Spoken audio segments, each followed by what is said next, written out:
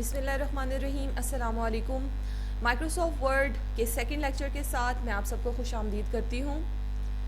आज के इस लेक्चर में हम लोग स्टडी करेंगे कि किस तरह से हम माइक्रोसॉफ्ट वर्ड का जो आइकन है इसको हम डेस्कटॉप के ऊपर सेट कर सकते हैं। जैसे कि आप यहाँ पर देख रहे हैं कि मेरे पास यहाँ पर माइक्रोसॉफ्ट वर्ड 2007 डेस्कटॉप पर ही नज़र आ रहा है। तो आज आपका जो पहला कंटेंट होगा हम इसके अंदर यही सीखेंगे कि इसको हम किस तरह से स्क्रीन के ऊपर जो है वो सेट कर सकते हैं और इस स्क्रीन को डेस्कटॉप कहा जाता है। और साथ ही साथ हम डिस्कस करेंगे कि माइक्रोसॉफ्ट वर्ड के अंदर वर्कस्पेस एरिया पर इस्तेमाल होने वाली शेप्स को हम क्या प्रोनाउंस करते हैं, उनका काम क्या है, और साथ ही साथ हम इसकी कुछ अदर सेटिंग्स के ऊपर भी बात करेंगे। तो चलिए व्यूअर्स, आइए हम स्टार्ट करते हैं अपने लेक्चर को। और लेक्चर को स्टार्ट करने से पहले it's my humble request, kindly आप हमारे चैनल को सब्सक्राइब कर दें और स्क्रीन पर मौजूद बेल आइकन को प्रेस कर दें ताकि आने वाली तमाम वीडियोस के नोटिफिकेशन आपको रिसीव होते रहें। Thank you very much for pressing the bell icon and subscribing our channel. चलें जी, तो हम लेक्चर स्टार्ट करने लगे हैं और ये मैंने आपके लिए स्क्रीन को थोड़ा सा जूम कर दिया है ताकि आपकी अंडरस्टैंडिंग क्लियर हो सके। ये देखिए जी, हमने स्टार्ट बटन के ऊपर क्लिक किया। जैसा कि प्रीवियस लेक्चर में आपने देखा कि हम ऑल प्रोग्राम्स में आए, फिर हम MS ऑफिस के फोल्डर में आए और यहाँ से हमने MS वर्ड को खोला। और आज की हमारे इस लेक्चर का पहला टास्क क्या है कि हमने इसको सेट करना है कि ये डेस्कटॉप पर चला जाए ताकि हमें बार बार यहाँ से आके इसको ना खोलना पड़े। और साथ ही साथ एक फर्दर जो कमांड है वो भी मैं आपको इसके बारे में सिखा देती हूँ। हाँ जी, पहले हम इसको राइट क्लिक करेंगे और राइट क्लिक जैसे ही हम इसके ऊपर करेंगे तो देखते हैं हम कि हमारे पास डिफरेंट कमांड्स यहाँ पर खुल चुकी हैं। अब आप क्या करेंगे कि इसको डेस्कटॉप पर सेंड करने के लिए आपने सेंड टू के ऊपर क्लिक किया और यहाँ से डेस्कटॉप क्रिएट शॉर्टकट के ऊपर क्लिक कर दिया। ऐसा करने से क्या होगा कि ये जो MS वर्ड का प्रोग्राम है ये एज एन आइकन आपके डेस्कटॉप के ऊपर आपको नज़र आने लगेगा, जिसकी मदद से आप इसको इजीली ओपन कर सकते हैं।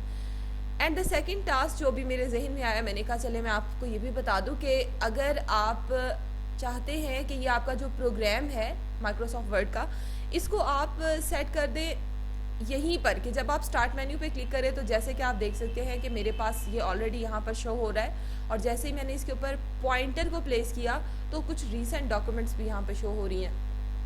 तो मैं ये चाहती हूँ कि इसको यहाँ पर सेट कर दिया जाए। ये सारे पॉइंट्स आपकी आसानी के लिए बताए जा रहे हैं तो आप इसको बहुत तवज्जो से सुनिएगा कि आप इसको अगर यहाँ पर सेट करना चाहते हैं तो आपने ऑल प्रोग्राम्स के ऊपर क्लिक किया। ऑल प्रोग्राम्स पर क्लिक करने के बाद आप माइक्रोसॉफ्ट ऑफिस के फोल्डर पर आ गए और दोबारा से आपने MS वर्ड के ऊपर क्लिक नहीं करना, जस्ट आपने इसको पॉइंट करना है। आप यहाँ तक आए और आने के बाद आपने राइट क्लिक किया और अब आप देखेंगे कि आपके राइट क्लिक ऑप्शन में पिन टू स्टार्ट मेन्यू की कमांड कहाँ आ रही है। अब देखिए व्यूअर्स, मेरे पास चूँकि ये ऑलरेडी प्रोग्राम पिन था, ये देखिए मैंने अब इसको अनपिन किया। जब मैं इसको अनपिन करती हूँ, बैक करती हूँ, तो अब आप यहाँ पे देख सकते हैं कि ये यहाँ पर फिल वक्त मौजूद है क्योंकि ये रिसेंटली भी यूज़ किया गया। बट अगर आप ये चाहते हैं कि इसको पिन कर दिया जाए ताकि ये परमानेंटली यहाँ पर हमारे पास मौजूद रहे, तो आप राइट क्लिक करके पिन टू स्टार्ट मेन्यू की कमांड के ऊपर क्लिक कर देंगे। इससे क्या होगा कि ये प्रोग्राम मेरा हमेशा के लिए यहाँ पर मौजूद रहेगा जब तक कि मैं इसको खुद यहाँ से रिमूव ना कर दूँ या जब तक कि हम लोग अपनी न्यू विंडो इंस्टॉल ना कर लें। अगर आप न्यू विंडो इंस्टॉल करेंगे तो विंडो की जो सेटिंग्स होती हैं वो चेंज हो जाती हैं जी। Thank you very much. Now comes toward the second task कि हम आते हैं, हमने MS वर्ड को खोल लिया। डबल क्लिक करके आप इसको खोल लेंगे। खोलने के बाद ये हम कल पढ़ चुके हैं विंडो को रीस्टोर करना। अभी आप देख सकते हैं कि हमारी विंडो किस कंडीशन में मौजूद है। यस, हमारी विंडो जो है वो रीस्टोर कंडीशन में मौजूद है। तो अपनी विंडो को हम क्या करना चाहते हैं, हम इसको फुल स्क्रीन व्यू में लाना चाहते हैं। सो हम मैक्सिमाइज के बटन के ऊपर क्लिक कर देंगे ताकि हमारी विंडो जो है वो फुल स्क्रीन व्यू में आ जाए। आज जो हमारा लेक्चर है इसके अंदर सेकंड पॉइंट जो है जिसको अभी हम डिस्कस करने जा रहे हैं, वो सेकंड पॉइंट है हमारा about the shapes on workspace area.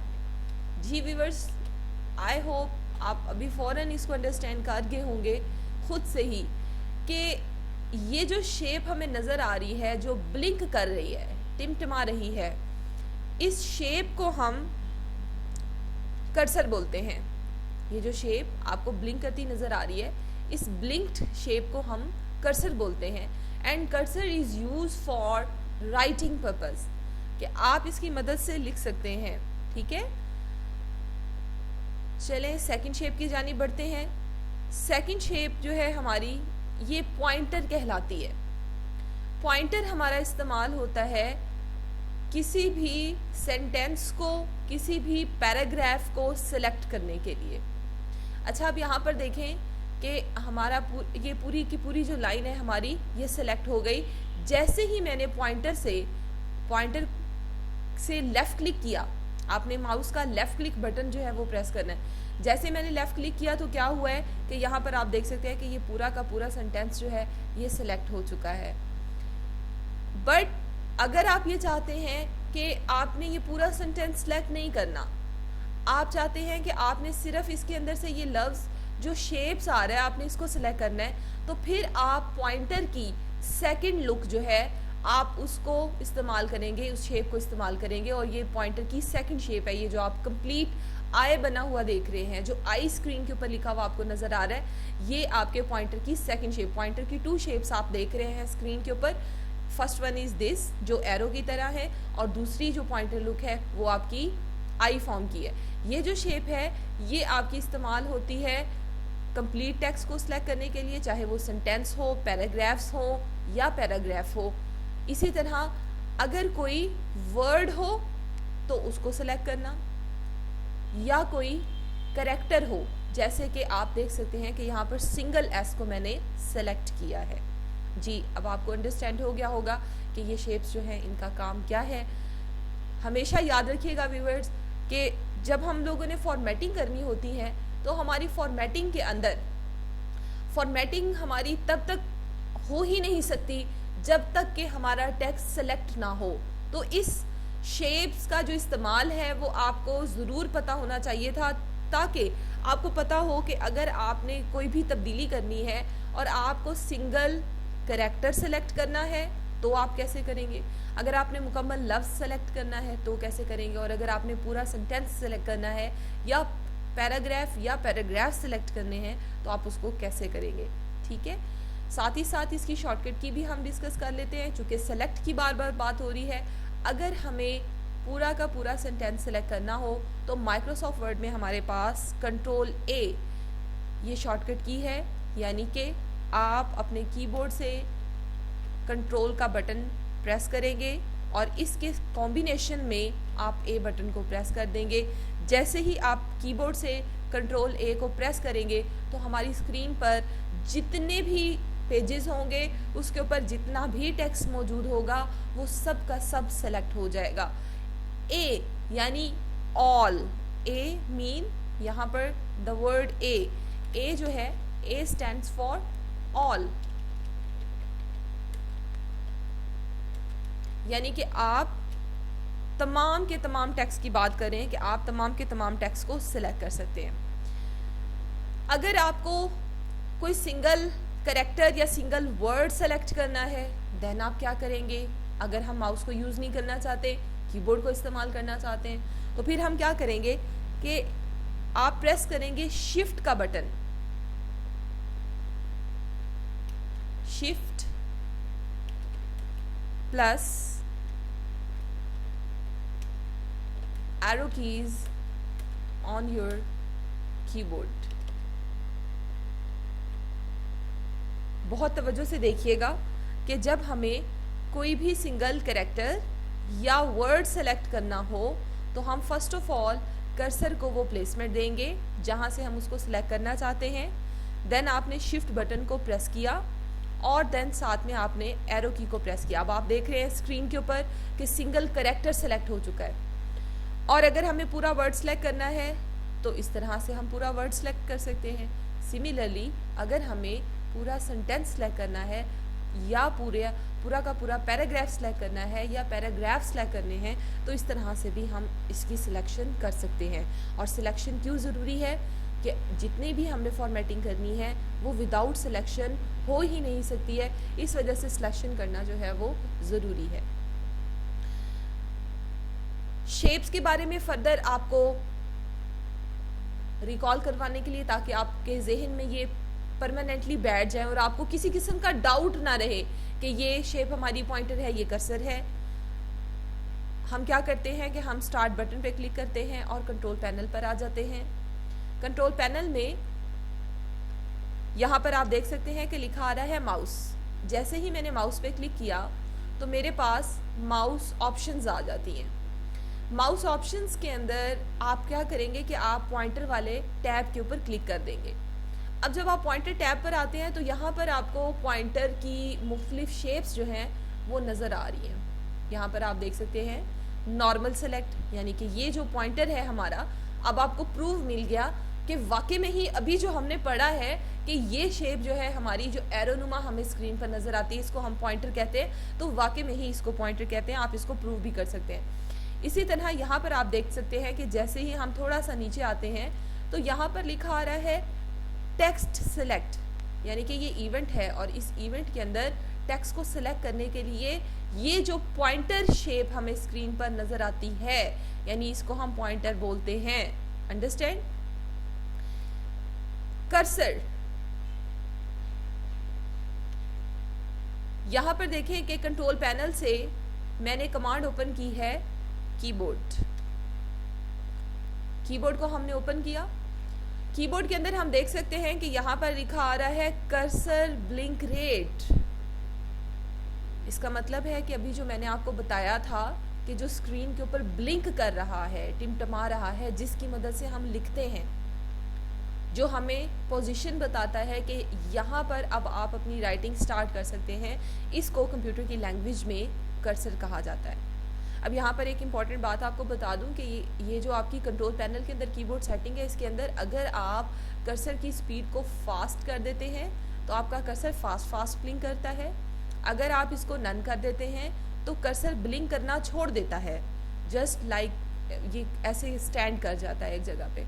और अगर आप इसकी स्पीड को मीडियम रखते हैं तो इस तरह से ये आपका ब्लिंक करता आपको स्क्रीन पर स्लोली नज़र आता है। तो हम इसको थोड़ा सा फास्ट कर देते हैं ताकि ये फास्ट ब्लिंक करता हमें स्क्रीन पर नज़र आए। तो यहाँ पर हमारा शेप्स का जो टॉपिक है वो कंप्लीट हो गया। आई होप कि आपको ये अच्छे से समझ आ चुका होगा। अभी हम नेक्स्ट कंटेंट की तरफ बढ़ते हैं। शेप्स ऑन MS वर्ड हम कंप्लीट कर चुके हैं और नेक्स्ट कंटेंट है हमारा लेआउट्स। जैसे कि हमने प्रीवियस लेक्चर में पढ़ा कि हमारी स्टेटस बार के बॉटम एरिया में यहाँ पर जो मौजूद हैं इनको हम लेआउट्स बोलते हैं। तो लेआउट्स में जब आप MS वर्ड पे काम कर रहे होते हैं ना, तो आपको इस बात को ज़हन नशीन रखना है कि आपने जो लेआउट यूज़ करना है वो लेआउट होना चाहिए प्रिंट लेआउट। इसके नाम आप प्रीवियस कल वाले मेरे लेक्चर के अंदर स्टडी कर चुके हैं और वो मेरे तमाम व्यूवर्स जिन्होंने आज हमें ज्वाइन किया है, मैं ऊपर आइकन में आपको लिंक शो कर देती हूँ। आप कल का लेक्चर का लिंक यहाँ से ले सकते हैं। तो इसको हम प्रिंट लेआउट के अंदर रखेंगे। जब भी हम MS वर्ड के ऊपर काम करेंगे तो हमारे पास वैसे तो यहाँ पर 5 लेआउट्स मौजूद हैं, लेकिन हम अपनी डॉक्यूमेंट को हमेशा प्रिंट लेआउट में रखेंगे। आप इसको यहाँ से भी क्लिक कर सकते हैं। आप व्यू मेन्यू के ऊपर आकर यहाँ पर आप देखें तो लिखा आ रहा है डॉक्यूमेंट व्यूज़। आप इन डॉक्यूमेंट व्यू के अंदर से भी इसको आप देख सकते हैं कि ऑलरेडी मैंने अभी जो सिलेक्ट किया हुआ है वो प्रिंट लेआउट है। तो आप इसको प्रिंट लेआउट में इस तरह से क्लिक करके प्रिंट लेआउट में ला सकते हैं। अदर लेआउट्स का इस्तेमाल जस्ट मैं आपको शॉर्टली गाइड कर देती हूँ कि full screen reading for the reading purpose use होता है। अगर आप लाइक अ वेब पेज, यानी कि हमारे पेज का कोई मार्जिन नज़र ना आए, हमें पेज कहाँ शुरू हो रहा है कहाँ ख़त्म हो रहा है ये बिल्कुल नज़र ना आए, वो like a web page just नज़र आता रहे, तो आप इसको वेब लेआउट में भी ला सकते हैं। वेब लेआउट आप कंप्यूटर टू कंप्यूटर वर्किंग के लिए भी यूज़ कर सकते हैं। अगर आपने कोई डॉक्यूमेंट तैयार किया और आप उसको प्रिंट नहीं करना चाहते हैं तो आप उसको वेब लेआउट में भी रख सकते हैं। बट मैं फिर आपको रिकमेंड करूँगी फॉर द बेस्ट वर्किंग, जिसके अंदर आप अपनी डॉक्यूमेंट को प्रॉपर तरीके से तैयार करके उसका प्रिंट ले सकते हैं, तो वो हमारा प्रिंट लेआउट ही है। आउटलाइन लेआउट, जैसे कि आप स्क्रीन पे देख सकते हैं कि ये आपको क्या करता है, शो करता है कुछ आउटलाइनिंग टूल्स, ठीक है। और ड्राफ्ट लेआउट जो है ये हमारा क्या करता है, क्विक एडिट द टेक्स्ट के लिए हमें हेल्प करता है, ठीक है। नाउ सेकंड कंटेंट भी हमारा कंप्लीट हुआ कि किस तरह से हम अपने पेपर को जो है वो कौन से वाले लेआउट के अंदर रखेंगे, ये हमने डिस्कस कर लिया। अब हम आते हैं कि जो हमारा पेपर है इसकी कुछ सेटिंग्स, यानी जब हम लोगों ने माइक्रोसॉफ्ट वर्ड में काम करना स्टार्ट करना है तो उन सेटिंग्स का नाम क्या है और उन सेटिंग्स को हम कैसे अप्लाई कर सकते हैं। तो यहाँ पर देखें कि आपके पास मैंने लिखा हुआ है स्क्रीन पर पेज सेटअप। जब भी हम लोगों ने माइक्रोसॉफ्ट वर्ड में काम करना स्टार्ट करना है तो हमने इस बात की बहुत ज़्यादा केयर करनी है कि काम को शुरू करने से पहले हम अपनी डॉक्यूमेंट का पेज सेटअप कर लें। अगर डॉक्यूमेंट का पेज सेटअप नहीं हुआ होगा तो फिर क्या होगा कि आपका काम जो है वो प्रॉपर तरीके से एडजस्ट नहीं हो पाएगा और आपको कई मसाइल ड्यूरिंग फॉर्मेटिंग जो है वो फेस करना पड़ेंगे। पेज की सेटिंग करने में जो चीज़ें इन्वॉल्व होती हैं, जो कमांड्स, जो टूल्स इन्वॉल्व होते हैं, वो है आपका लेआउट्स। जैसे कि अभी हम लोग ऑलरेडी कर चुके हैं लेआउट्स की कि 5 लेआउट्स हैं, जिसमें बेस्ट लेआउट जो है हमारा वो कौन सा है, प्रिंट लेआउट है। तो इसका मतलब है कि पेज सेटअप की पहली सेटिंग हम कंप्लीट कर चुके हैं। सेकंड सेटिंग है पेपर की विड्थ। अभी आप स्क्रीन पर देखें अगर, तो हमारा पेपर जो है वो राइट और लेफ्ट साइड से एक्स्ट्रा मार्जिन्स के साथ शो हो रहा है, यानी कि हमारा जो पेपर है वो प्रॉपर स्क्रीन पे नजर नहीं आ रहा।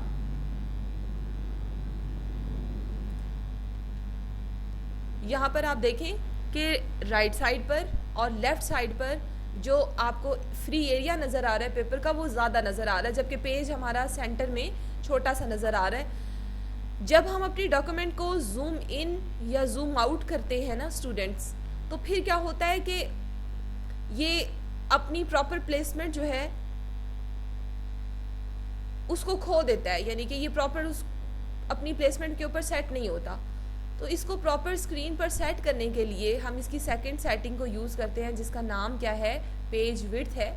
और ये पेज विड्थ आपको कमांड कहाँ पर मिलेगी, ये आपको मिलेगी व्यू मेन्यू में।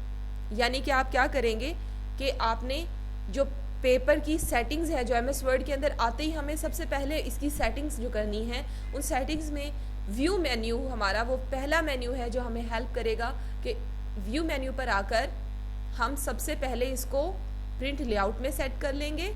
और फिर दूसरी सेटिंग के लिए हम जूम जो ग्रुप है इसको यूज़ करेंगे। ये व्यू रिबन का हिस्सा है, व्यू रिबन के अंदर मौजूद है, और इसमें आप जूम कमांड के ऊपर क्लिक करके पेज विड्थ की कमांड के ऊपर भी क्लिक कर सकते हैं। या फिर आप अगर आप इसको यूज़ नहीं करना चाहते हैं, जैसे कि आप ये देख रहे हैं कि ये पेज विड्थ कमांड यहाँ पर आ रही है, आप इसके ऊपर क्लिक करके आप इसको ओके कर सकते हैं। या फिर आप क्या कर सकते हैं कि बाहर से ही डायरेक्टली पेज विड्थ कमांड के ऊपर क्लिक कर दें। इससे क्या होगा कि हमारा पेपर जो है वो left, right, top and bottom position से इक्वली डिस्ट्रीब्यूट होकर स्क्रीन के ऊपर नज़र आने लगेगा। अब बहुत मज़े की बात है, बहुत इंटरेस्टिंग बात है जो भी मैं आपको बताने जा रही हूँ, वो ये है कि बहुत सारे व्यूवर्स क्या करते हैं कि वो जब डाटा को अरेंज कर रहे होते हैं तो वो राइटिंग का साइज़ जो है, अगर आप इसको जूम देखें ना, यहाँ पर आप देखें, सपोज मैंने इसको जूम किया, अब यहाँ पर देखें कि हमारा पेपर जो है वो हमें टॉप साइड से और लेफ़्ट साइड से नज़र आ रहा है, लेकिन इसकी राइट साइड हमें नज़र नहीं आ रही है। और साथ ही साथ हम देखते हैं कि जो राइटिंग का साइज़ है वो भी हमें बड़ा नज़र आने लग गया है। अनकॉन्शियसली स्टूडेंट्स क्या करते हैं, और बहुत सारे जो हमारे कंप्यूटर यूज़र्स हैं वो क्या करते हैं कि वो इसी तरह बस रफ़ एंड टफ काम करते ही चले जाते हैं, बट जैसे ही वो उसका प्रिंट लेते हैं तो राइटिंग डिस्टर्ब हो जाती है कि राइटिंग का साइज़ जो है वो प्रॉपर एक्यूरेट नहीं आ रहा होता, टेक्स्ट की जो प्लेसमेंट्स होती हैं वो एक्यूरेट नहीं आ रही होती। तो इन तमाम मसाइल से बचने के लिए हम क्या करते हैं कि अपने स्क्रीन व्यू को बेहतर करते हैं और वो स्क्रीन व्यू, हमारा जो बेस्ट स्क्रीन व्यू है वो क्या है, पेज विड्थ है, कि हम अपने पेपर को स्क्रीन पर पेज विड्थ में ले आते हैं जिससे हमारा पेपर इक्वल पोजीशन में from top, left, right, similarly from bottom, ये देखें कि ये इस तरह से हमारे पास प्रॉपर एक स्क्रीन स्केल में ज़ाहिर हो जाता है। और जब हम इसके ऊपर काम करते हैं अब हमें प्रॉपर पता लगेगा कि हमारी राइटिंग कितनी आ रही है, पेपर पे टेक्स्ट किस साइड पे कैसे अरेंज हो रहा है, और हमारी गलतियां कम से कम होंगी। तो ये सेकंड सेटिंग है इसकी। थर्ड सेटिंग क्या है कि आपने जो डॉक्यूमेंट क्रिएट करनी है, इस डॉक्यूमेंट का प्रिंट आपने किस पेपर पर लेना है, वो पेपर का साइज़ कौन सा है जो आप ख़रीद कर लाए हैं जिस पर आपने इसकी प्रिंटिंग लेनी है, आप इसकी सिमत क्या रखना चाहते हैं, आप इसके मार्जिन क्या रखना चाहते हैं। यानी कि पेज सेटअप करना। पेज लेआउट मेन्यू पर आने के बाद हम यहाँ पर देखते हैं कि पेज लेआउट मेन्यू के अंदर हमारे पास एक कमांड मौजूद है जिसका नाम है पेज सेटअप। ये जो अभी हम प्रीवियस सेटिंग कर रहे थे इनका ताल्लुक भी आपका MS वर्ड पेज सेटिंग्स में ही आता है, लेकिन हम उनको पेज सेटअप नहीं कह रहे। पेज सेटअप बाकायदा तौर पर एक सेपरेट अलग कमांड है जो कि प्रीवियस वर्जन्स के अंदर एडिट मेन्यू के अंदर मौजूद हुआ करती थी और अभी जो है ये पेज लेआउट मेन्यू के अंदर मौजूद है। और पेज लेआउट मेन्यू के अंदर पेज सेटअप के अंदर आप देख सकते हैं कि यहाँ पर कॉलम कमांड भी एडिट है और यहाँ पर पेज ब्रेक की कमांड मौजूद है, लाइन नंबर। बट हम लोगों को जो पेज सेटअप की सेटिंग्स आज के लेक्चर के अंदर सीखनी है वो है अबाउट द पेपर साइज़, यानी कि पेपर का साइज़ हमने कौन सा रखना है, उसकी सिमत कौन सी रखनी है और उसके मार्जिन्स कौन से रखने हैं। पेपर का साइज़ जब आप इसके ऊपर क्लिक करेंगे तो अब आप देखते हैं कि यहाँ पर आपके सामने एक स्मॉल एरिया अपीयर हो चुका है जिसके अंदर डिफरेंट पेपर्स के जो नेम्स हैं वो लिखे हुए आपको नज़र आ रहे हैं with height, with width and height. अच्छा ये देखें आप 8.5 इसकी विड्थ है और 11 इसकी हाइट है। तो letter it's a name of the paper. जिस तरह से हम लोग अपनी नॉर्मल रूटीन में वर्ड यूज़ करते हैं, single line sheet, double line sheet, या फिर हमें जो है वो असाइनमेंट पेपर्स चाहिए, इसी तरह कंप्यूटर की डॉक्यूमेंट्स को प्रिंट करने के लिए बाज़ार में प्रिंटर पेजेस अवेलेबल होते हैं जिनके डिफरेंट नेम्स हैं, जिसमें लेटर जो है ये पेपर का नाम है जिसकी विड्थ 8.5 और हाइट 11 इंचेस होती है। लीगल पेपर साइज़ जो कि लेंथी डॉक्यूमेंट्स को क्रिएट करने के लिए यूज़ होता है, ये ज़रा लंबा पेज होता है चूँकि इसकी जो ऊंचाई है वो 14 इंच होती है। इसी तरह A4 पेपर साइज़ ये बहुत कॉमन इस्तेमाल होने वाला पेपर है। तकरीबन हमारी 99% वर्किंग जो है 99% वर्किंग हमारी A4 पेपर साइज़ के ऊपर होती है। तो आप क्या करेंगे कि पेपर साइज़ पर आकर इसको A4 के ऊपर क्लिक कर देंगे ताकि आपका जो पेपर है वो A4 में सेट हो जाए। लेकिन यहाँ पर आपने ये फैसला खुद लेना है कि आप क्या लेटर पेपर पे इसको प्रिंट करना चाहते हैं, क्या आप लीगल पे काम कर रहे हैं और लीगल पर ही इसको प्रिंट करना चाहते हैं, क्या आप A4 पर काम कर रहे हैं और आपको इसकी प्रिंटिंग भी A4 के ऊपर ही लेनी है। तो आप अपने काम की नोयत के लिहाज से पेपर का साइज़ जो है उसको सिलेक्ट करेंगे, ठीक है। और अगर आपको चाहिए कि आप देखते हैं कि आपका जो पेपर है वो उसकी ना तो विड्थ इतनी है ना उसकी हाइट इतनी है जितने भी पेपर साइजेस यहाँ पर आपको दिए गए हैं, तो फिर क्या करेंगे आप व्यूअर्स के आप आ जाएंगे मोर पेपर साइज़ पर, और मोर पेपर साइज़ पर आने के बाद आप यहाँ पर कस्टम पेपर साइज़ खुद से बना सकते हैं। यानी आपने कस्टम साइज़ के ऊपर क्लिक किया और क्लिक करने के बाद यहाँ पर आपने पेपर साइज़ खुद से डिफ़ाइन कर दिया। जैसे कि मैंने यहाँ पर पेपर की विड्थ कर दी है 8.5 और इसकी हाइट कर दी है 12 इंचेस। तो अब ये देखें कि चूँकि ये हाइट और विड्थ मैंने खुद से दी है और ये आर्जी है, तो इस वजह से ये आपका जो पेपर का जो साइज़ है जिसकी हाइट और विड्थ हम खुद से देते हैं वो आपका कस्टम साइज़ पेपर कहलाता है। और इस तरह से हम कस्टम साइज़ पेपर जो है वो भी ले सकते हैं। सेकंड जो सेटिंग है वो इसकी सिमत की है, इसकी ओरिएंटेशन, यानी हमारा जो काम है ये लंबाई के रुख में आए या कि चौड़ाई के रुख में आए। सो आप ओरिएंटेशन पर आएंगे और यहाँ से जब हमने लैंडस्केप पर क्लिक करेंगे, जैसे ही आप लैंडस्केप पे क्लिक करेंगे तो आपका जो पेपर है वो चौड़ाई के रुख में तब्दील हो जाएगा, लेकिन राइटिंग आपकी उसी तरह वर्टिकली ही आ रही होगी। सिर्फ क्या होगा कि ये हॉरिजेंटली ज़्यादा एरिया कैप्चर करेगी। पोर्ट्रेट ओरिएंटेशन में हमारा पेपर जो है वो लंबाई के रुख में नज़र आता है और हमारा काम भी लंबाई के रुख में ही ज़्यादा होता है। Third setting is margins. Margins क्या होते हैं? हाशिए होते हैं, और हाशिए भी हम अपने काम की नोयत के लिहाज से सेट करते हैं, लेकिन जो आपका स्टैंडर्ड साइज़ होता है वो टॉप, बॉटम, लेफ़्ट और राइट से 1-1 होता है। तो यहाँ पर आप देख सकते हैं कि ऑलरेडी माइक्रोसॉफ्ट वर्ड के अंदर ये कमांड हमें मिल रही है, जिसके अंदर नॉर्मल साइज़ हमारे पास अवेलेबल है। आप इसके ऊपर क्लिक कर देते हैं तो आपका जो साइज़ है वो नॉर्मल सेट हो जाता है। बट अगर हमें मार्जिन खुद से सेट करना हो तो हम क्या करेंगे, यानी कि कुछ ऐसी कंडीशंस होती हैं कि जिसमें हमें जो मार्जिन होता है वो टॉप का और बॉटम का बहुत कम रखना पड़ता है। लेफ़्ट और राइट हम चाहते हैं कि वो 1-1 ही रहे, लेकिन टॉप और बॉटम का जो मार्जिन है वो कम हो जाए। तो फिर हम क्या करेंगे कि हम कस्टम मार्जिन के ऊपर क्लिक कर देंगे, और कस्टम मार्जिन के ऊपर क्लिक करने के बाद आप यहाँ से टॉप, बॉटम, लेफ़्ट और राइट का जो मार्जिन है वो अपनी मर्ज़ी से अरेंज कर सकते हैं। जैसा कि मैं ये चाहती हूँ कि टॉप का मार्जिन 0.5 कर दिया जाए और बॉटम का मार्जिन भी 0.5 कर दिया जाए। अभी देखें कि ये कम हो चुका है। अच्छा, कुछ सिचुएशंस ऐसी होती हैं कि जिसमें हमें टॉप का मार्जिन ज़्यादा रखना पड़ सकता है, तो आप इस तरह से इसका मार्जिन जो है वो बढ़ा भी सकते हैं। यहाँ पर आप प्रीव्यू में देख सकते हैं कि जैसे मैं ऊपर क्लिक कर रही हूँ तो साथ साथ आप फोकस प्रीव्यू पे भी रखिएगा कि आप देख रहे हैं कि यहाँ पर जो राइटिंग है वो नीचे की जानिब आ रही है और वाइट एरिया जो है वो ऊपर की जानिब हमें ज़्यादा नज़र आ रहा है। तो हमें ये दिखाया जा रहा है कि आपकी राइटिंग यहाँ से पेज पर स्टार्ट होगी, और ये जो ऊपर वाला एरिया है जो आपको खाली नज़र आ रहा है ये आपका मार्जिन है। और जैसे ही मैं इसको कम करती हूँ तो अब आप देख रहे हैं कि राइटिंग ऊपर की जानिब को आ रही है और इसका मार्जिन बिल्कुल ज़ीरो भी किया जा सकता है। इसी तरह राइट और लेफ़्ट का मार्जिन जो है उसको भी व्यूअर्स अपनी मर्ज़ी से चेंज किया जा सकता है। अभी मैंने इसको दोबारा से 1-1 करके ओके कर दिया है। आई होप कि ये आपको अच्छे से समझ आ गया होगा।